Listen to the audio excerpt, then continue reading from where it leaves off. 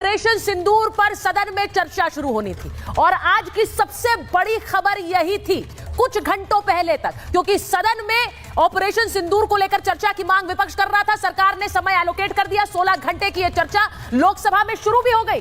राजनाथ सिंह ने चर्चा की शुरुआत कर दी, लेकिन राजनाथ सिंह ने जैसे ही चर्चा की शुरुआत की, वहीं दूसरी तरफ दूसरी बड़ी खबर आ गई।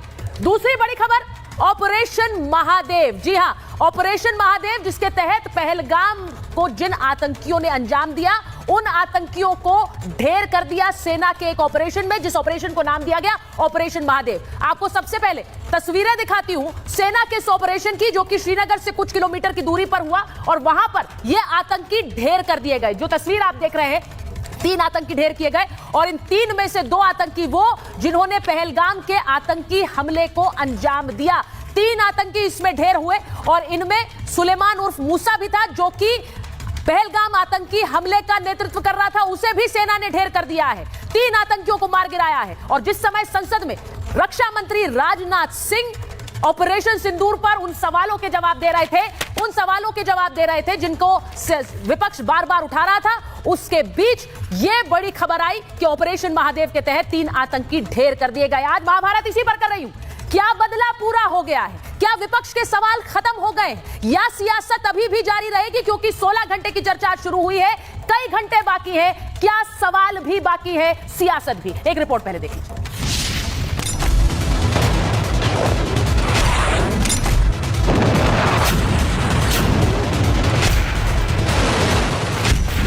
यह सिंदूर की लाली शौर्य की कहानी है, भारत के मस्तक पर वीरता की निशानी है। बार बार विपक्ष के हंगामे के बीच आखिरकार ऑपरेशन सिंदूर पर चर्चा शुरू हो गई। रक्षा मंत्री राजनाथ सिंह ने चर्चा की शुरुआत की। सदन में रक्षा मंत्री ने ऐसे दहाड़ा कि इसकी गूंज पाकिस्तान ही नहीं, पूरी दुनिया में सुनाई दे रही होगी। आतंकियों को पनाह देने वाले खबरदार। यदि किसी परीक्षा में कोई बच्चा अच्छे मार्क्स लेकर आ रहा है तो हमारे लिए उसके मार्क्स मैटर करने चाहिए। हमें इस बात का ध्यान नहीं रखना चाहिए कि एग्जाम के दौरान उसकी पेंसिल टूट गई थी या उसकी पेन खो गई। ये नया भारत है। सेनाओं ने अपना लक्ष्य हासिल किया और पाकिस्तान से सीजफायर दबाव में नहीं किया। ये सब राजनाथ सिंह ने बताया। 10 मई को पाकिस्तान के डीजीएमओ ने भारत के डीजीएमओ से संपर्क किया और सैन्य कार्रवाइयों को रोकने की अपील की। मैं सदन में यह बात फिर से दोहराना चाहूंगा कि पाकिस्तान के डीजीएमओ ने भारत के डीजीएमओ से संपर्क किया और सैन्य कार्रवाइयों को रोकने की अपील की। रक्षा मंत्री ने विपक्ष के हर उस सवाल का जवाब दिया जो विपक्ष जानना और पूछना चाह रहा था। रक्षा मंत्री ने तीखे अंदाज में सारी बातें कह दी। तो उनका प्रश्न यह होना चाहिए, क्या भारत ने आतंकवादी ठिकानों को तबाह किया? तो उसका उत्तर है हाँ। आपको प्रश्न पूछना है तो यह प्रश्न पूछिए, क्या ऑपरेशन सिंदूर सफल रहा? तो उसका उत्तर है हाँ। आपको प्रश्न पूछना है तो यह प्रश्न पूछिए कि जिन आतंकियों ने हमारी बहनों, हमारी बेटियों का सिंदूर मिटाया, क्या हमारी सेनाओं ने ऑपरेशन सिंदूर में उन आतंकियों के आकाओं को मिटाया? तो इसका उत्तर है हाँ। आपको प्रश्न पूछना है तो यह पूछिए कि इस ऑपरेशन में क्या हमारे जाबाज। No beats, no bars, just chaos overpowering the music. The music does not need to move the world. Sometimes it just has to move me. I am unstoppable when I put them on. आता वो किसी धोखे में न रहे। Operation सिंदूर अभी खत्म नहीं हुआ है। श्रीनगर से कुछ किलोमीटर दूर लिडवास के सघन जंगलों में ऑपरेशन महादेव के तहत शुरू हुई कार्रवाई में 3 आतंकियों को ढेर कर दिया गया, जिसमें पहलगाम आतंकी हमले का मास्टरमाइंड सुलेमान उर्फ मूसा और यासिर समेत 3 आतंकी ढेर कर दिए गए। प्रधानमंत्री ने पहले ही कहा था, इन्हें बख्शा नहीं जाएगा। अब आतंकियों की बची खुची जमीन को भी मिट्टी में मिलाने का समय आ गया है। आतंकी ठिकानों को तबाह करने पर मुल्ला मुनीर दर्द से कराह उठा था। शहबाज शरीफ रो रहा था। आतंकियों के जनाजे में पाकिस्तानी सेना आंसू बहा रही थी। लेकिन अपने ही देश में कुछ नेता ऑपरेशन सिंदूर पर सवालों की झड़ी लगा रहे। कांग्रेस के वरिष्ठ नेता पी चिदंबरम ने तो एक इंटरव्यू में कहा, पहलगाम में जिन्होंने हमला किया था, इसको लेकर कोई सबूत नहीं है कि आतंकी पाकिस्तान से ही आए थे। हो सकता है कि पहलगाम की घटना को होम ग्रोन टेररिस्ट ने ही अंजाम दिया हो। शुरुआत चिदंबरम ने की, लेकिन फहरिस्त लंबी होती चली गई। इस पे सरकार ही जवाब दे सकती है और कांग्रेस भी दिल्ली की सरकार में रही है, तो वो पूछ सकते हैं, उनके स्रोत होंगे, उनकी जानकारी होगी। वो आसमान खा गया उन्हें, क्या ज़मीन खा गई और इसको आखिरकार वो टेररिस्ट कहाँ हैं? उनको पकड़ना, उनके बारे में जानकारी होना, इस सरकार को जवाब देना है कि सरकार इस पे जवाब दे सकती है। सवाल सीधा सा है, हम ये जानना चाहते हैं आतंकवादी कहाँ है जिन्होंने 26 बहनों के मांग का सिंदूर उजाड़ा। सरकार अभी तक अक्षम है, सरकार अभी तक असफल है। भाई पाकिस्तान से आतंकवादी आए थे तो सीमा हमारी सुरक्षित कैसे है? और आकर के करके चले गए, तो फिर आप बताइए, सवाल तो आपसे पूछेंगे, क्या एयर लिफ्ट कर लिया उनको या वो एयर ड्रॉप किए गए थे? कहां से आए थे और कहां चले गए, पता तो चले भाई। सुबूत गैंग वाले विपक्षी नेताओं को सत्ता पक्ष की ओर से भी जवाब मिला। कोई भी ऐसा भाषा ना बोले जिससे भारत के छवि और भारत के सेना के ऊपर में और उनके मनोबल पर कोई आंच ना आए। आज कांग्रेस राहुल गांधी चिदम्बरम के माध्यम से ये क्या करवाना चाह रहा है? पाकिस्तान परस्त राजनीति करके, क्लीन शीट दे करके भारत को कटघरे में खड़ा करना चाहते हैं। चिदम्बरम साहब का कहना कि कोई एविडेंस नहीं है, कोई सबूत नहीं है कि पाकिस्तान पहलगाम हमले में इन्वॉल्व है, पाकिस्तान का इसमें कोई हाथ है, ये अपने आप में कांग्रेस और विपक्षी दलों की मानसिकता को दर्शाता है। ये बहुत ही दुखद क्षण है। सदन से लेकर बॉर्डर तक ऑपरेशन सिंदूर की चर्चा है, और अब ऐसे में ऑपरेशन महादेव की एंट्री ने दुश्मनों के पसीने छुड़ा दिए। लेकिन आज महाभारत में सवाल पूछ रही कि विपक्षी गठबंधन को तब से लेकर अब तक ऑपरेशन सिंदूर पर शंका क्यों है? राजनाथ सिंह के शब्दों में, क्या संसद में सवाल भी देश हित को ध्यान में रखकर नहीं पूछे जा सकते? और महाभारत में सवाल यह भी कि ऑपरेशन महादेव के बाद भी ऑपरेशन सिंदूर पर क्या विपक्ष सवाल खड़ा करता रहेगा? Bureau report, Republic Bharat.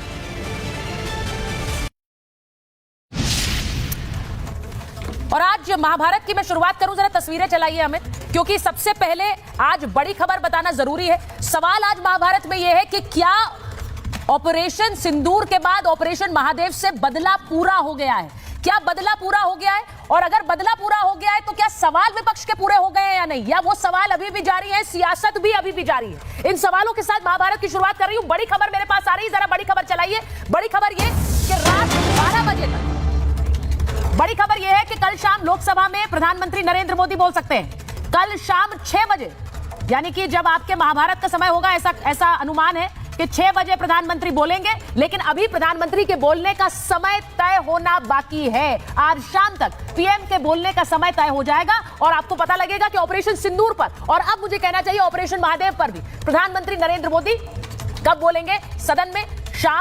कल शाम 6 बजे ऐसा अनुमानित है, लेकिन अभी फाइनल टाइम आना बाकी है। इसी के साथ एक और बड़ी खबर बता दूं कि अभी जो संसद में चर्चा चल रही है, रात 12 बजे तक लोकसभा की कार्यवाही चलेगी। रात 12 बजे तक, अब सोच लीजिए, ऑपरेशन सिंदूर पर रात 12 बजे तक सदन चल रही है। संसद में चर्चा की मांग की गई थी और अब जो लेटेस्ट डेवलपमेंट हुआ, जिसके बाद ऑपरेशन महादेव की तस्वीरें सामने आ गई, उसके बाद अब सदन की चर्चा 12 बजे तक चलने वाली है। मेरे साथ जो मेहमान जुड़ गए, परिचय करा देती हूं। बीजेपी के राष्ट्रीय प्रवक्ता तुहिन सिन्हा जी हमारे साथ जुड़े हैं, हर्षवर्धन त्रिपाठी जी वरिष्ठ पत्रकार हमारे साथ जुड़े हुए हैं। स्टूडियो में हमारे साथ कर्नल शैलेंद्र सिंह आ गए हैं, एनएनडी दुबे साहब आ गए हैं, हमारे साथ प्रेम कुमार जी आ गए हैं स्टूडियो में, कंचना यादव जी प्रवक्ता आरजेडी की हैं, और अजय वर्मा जी कांग्रेस के नेता हैं। बहुत स्वागत है आप सभी का। मैं शुरुआत इसी बात से करना चाहती हूं, और सबसे पहले मैं अगर शुरुआत इससे कर्नल सिंह आपसे करूं, ये ऑपरेशन महादेव, ये हम शुरू से जानते हैं, ऑपरेशन सिंदूर जारी है, फोर्सेस ने पहले भी कहा। ऑपरेशन महादेव उसका एक्सटेंशन था, इसके बाद क्या हम ये कहें कि ये बदला पूरा हुआ है? जय हिंद, नमस्कार। बदला पूरा नहीं होगा। अच्छा, बदला पूरा जब होगा जब आप देखेंगे कि लखवी मारा जाएगा, हाँ, मसूद मारा जाएगा, हाफिज मारा जाएगा, हाँ, पाकिस्तान की टेररिज्म मारी जाएगी, पाकिस्तान अपने आप में चोट खाएगा। बदला मेरा तब पूरा होगा। हाँ। लेकिन यस, किसी ने अगर सवाल पूछना ही था कि जो बड़े जोर शोर से चल रहा था कि क्या हुआ क्या नहीं हुआ, 3 आतंकी और मारे गए हैं। हाँ। ये सिर्फ लाइन अप है। मैंने, अगर आपको याद हो, काफी टाइम पहले भी बताया था कि अब जो है, पहले हुआ करती थी एक शेल्फ लाइफ टेररिस्ट की 1 साल होती थी, फिर वो कम होकर हो गई 6 महीने हो गई। अब हम देख रहे हैं वो 2 से 3 महीने हो गई है कि अगर ये जो 1 वे टिकट पाकिस्तान से मिलता है, इसमें 2 से 3 महीने के अंदर वो आदमी मरता जरूर है। मुझे लगता है बदला मत ढूंढिए, हम एलिमिनेशन के ऊपर हैं। आप कितने बदले लेंगे, पहली बात। दूसरी बात, अब हम एक नई लकीर चला पड़े हैं। ऑपरेशन सिंदूर जारी होने का मतलब यह है पाकिस्तान तुम कुछ करो, इस बार डिसाइड हम करेंगे, हर बार डिसाइड हम करेंगे। पाकिस्तान, तुम्हारा पाकिस्तान का जो न्यूक्लियर ब्लफ है हमने उसे तोड़ दिया है। उसका वो जो आपका सपना है कि हमारे सपने में जो आप जीत लेते थे कि हमारे पास न्यूक्लियर है, अब हम उसका ध्यान नहीं रखेंगे, हम वहां स्ट्राइक करेंगे जहां हमें ठीक लगता है। आज मैं सुन रहा था, भाई द वे, आप उस पर पता नहीं कब आएंगे, लेकिन मेरे को आप 10 सेकंड और दीजिए। वो किसी ने बोला कि ट्रंप ने बोला 5-6 जहाज गिर गए।